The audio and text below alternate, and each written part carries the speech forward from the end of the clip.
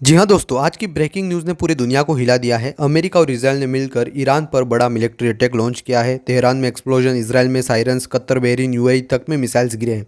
क्या ये सिर्फ एक रिटेलिएशन है या फिर मिडिल ईस्ट में फुल स्केल वॉर की शुरुआत हो चुकी है? आज की इस वीडियो में हम पॉइंट टू पॉइंट समझेंगे किसने पहले अटैक किया, कौन सी सिटीज टारगेट हुई, गल्फ कंट्रीज क्यों इसमें इन्वॉल्व हो गए और आगे क्या हो सकता है। वीडियो को एंड तक देखिएगा क्योंकि सिचुएशन हर मिनट सीरियस होती जा रही है, इसलिए आपने इस वीडियो पे क्लिक किया है। अटैक कैसे शुरू हुआ? रिपोर्ट्स के मुताबिक यूनाइटेड स्टेट्स और इसराइल ने जॉइंट मिलिट्री ऑपरेशन में ईरान पर एयर और सी स्ट्राइक किया।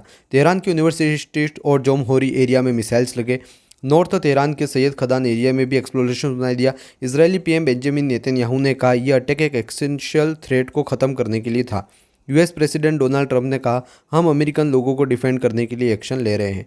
ईरान का जवाब रिटेलिएशन मोड ऑन है। ईरान ने तुरंत वार्निंग दी, all American and Israel assets are now legitimate targets. Reports के मुताबिक ईरान ने मिसाइल्स लॉन्च किए जो नॉर्थर्न इसराइल में इंटरसेप्ट किए गए। साइरेंस बजी, इमरजेंसी डिक्लेयर हुई, एयरपोर्ट्स बंद कर दिए गए। ये सवाल ये है, क्या ईरान सिर्फ वार्निंग दे रहा है या फिर फुल रिटेलिएशन अभी बाकी है? गल्फ कंट्रीज क्यों इसमें टारगेट होगी? क्या हुआ इसमें?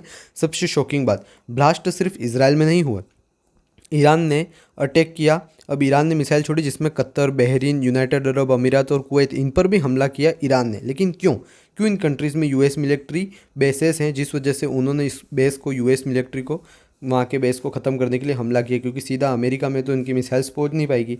जैसे कतर का अल उदैब एयर बेस और बहरीन में यूएस नेवी का 5th फ्लीट हेडक्वार्टर। ईरान को क्लियर मैसेज है, जो भी यूएस को सपोर्ट करेगा वो सेफ नहीं होगा।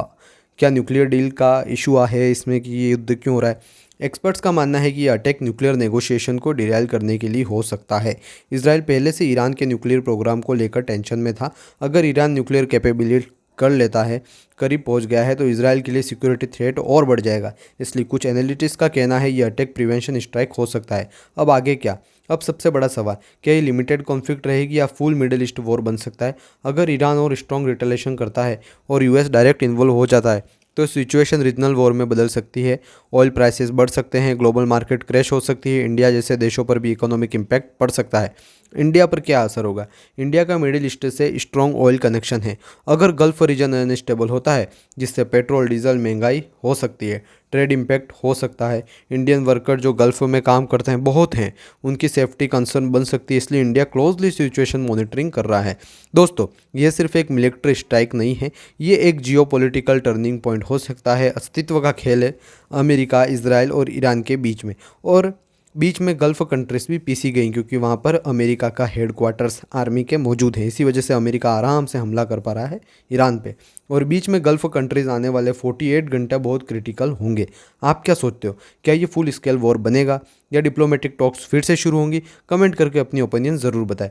वीडियो पसंद आया हो तो लाइक करें, शेयर करें और चैनल को सब्सक्राइब करना ना भूलें।